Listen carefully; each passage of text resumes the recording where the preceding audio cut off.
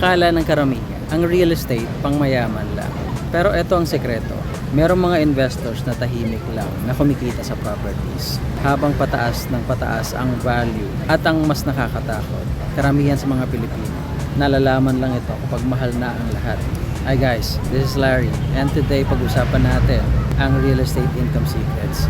Mga strategies na ginagamit ng smart investors para mag-build ng wealth through property.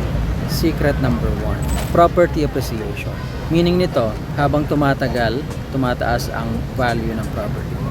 For example, bili ka ng condo ngayon worth 6 million after 5 to 10 years. Dahil sa mga new developments or infrastructures at demand, possible na maging 9 million, 12 million or even higher yung value niya. Kaya maraming wealthy investors bumibili ng maaga. Number 2 secret, rental income.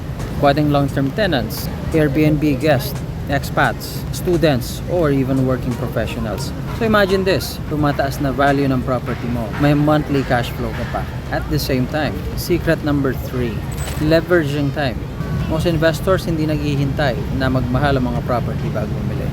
They position early. Kasi sa real estate, usually yung biggest returns napupunta sa mga taong nauna bago fully develop ang isang area.